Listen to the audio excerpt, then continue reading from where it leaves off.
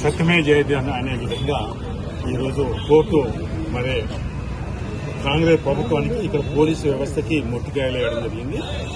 బాల్క సుమన్ గారిని కస్టడీ కింద వాళ్ళు వేసిన కేసు అనుకోండి, పీటీ వారెంట్ కింద వేసిన కేసు ఈరోజు మరి కోర్టు కొట్టేయడం.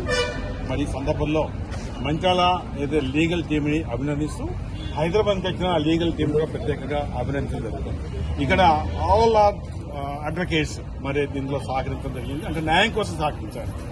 న్యాయం కోసం సహకరించినప్పుడు కోర్టు కూడా న్యాయం ఆలోచించింది. మరి ఈ సందర్భంలో లోతుగా మనం ఒకసారి ఆలోచించినట్లయితే అక్కడ కాజంపల్లిలో ఏం జరిగిందనే సంగతి ఒకసారి అవగాహన పెట్టుకోవాలి. రాష్ట్ర కాంగ్రెస్ పార్టీ అనుకోండి, పోలీసు వ్యవస్థ అక్కడ 14 మంది కౌన్సిల్స్ ఉంది. మరి బీఆర్ఎస్ కు అదేవిధంగా కాంగ్రెస్ 8 ఉన్నప్పుడు ఏ రకంగా వాళ్ళకు సక్సెస్ఫుల్ అవుతారు. అసలు ఎలక్షన్ వాళ్ళ పార్టిసిపేషన్ ఉండదు.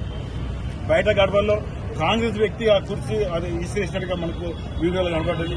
లోపల మహిళా కౌన్సిలర్స్ అని వాళ్ళను మనం నానా రకాలుగా ఇబ్బంది పెట్టారు. వాళ్ళ మీద పోలీసు ఎందుకు కేసు చేయలేదు?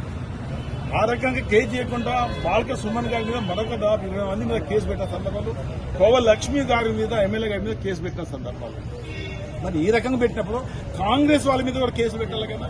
అది పక్క పెట్టేసి కస్టడీ కింద తీసుకొచ్చి ఆయనను ఏ రకంగా అనుకున్నారు? బాల్క సుమన్ ఉద్యమ నాయకుడు, ఆయన దొంగనా లేకపోతే కేడినా మరొకట అంటే పట్టుకొచ్చి తీసుకొచ్చి సంతకం పెట్టించి ఫలానా ప్రాంతం పట్టుకుపోయి ఇక్కడ మరణాయుధాలనే ఇక్కడ ఇవ్వనే అని చెప్పి సంతకం పెట్టించిన మళ్లీ లోపడేసే ప్రయత్నం పోలీసు చేయడం జరిగింది. అసలు పోలీసు వ్యవస్థ కూడా తలదించుకోవాలి.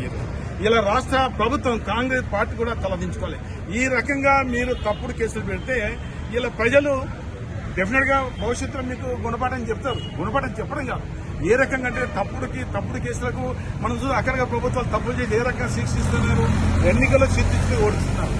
నాకు ఇలా నమ్మకం ఉంది, విశ్వాసం ఉంది. ఇలా కాంగ్రెస్ ప్రభుత్వం చేస్తున్న అరాచకాలు ఈ గుండాయితము, రౌడితము, తప్పుడు కేసులు వాళ్లే కొడుతున్నారు, దెబ్బలు తిన మీద కేసులు పెడుతున్నారు.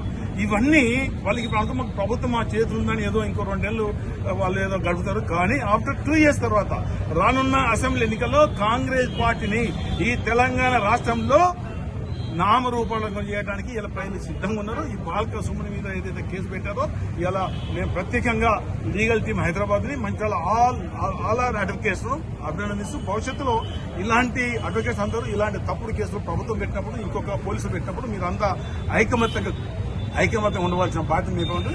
అయితే ఇక్కడ ఒక సిటిజన్ గా డెఫినెట్ గా నేను అన్ని సందర్భాల్లో అడ్వకేట్స్ కావచ్చు, లేదా ప్రజలకు కావచ్చు, ఇతర పార్టీలకు కూడా ఇబ్బంది జరిగినప్పుడు నేను ఎప్పటికప్పుడు స్పందిస్తున్నా.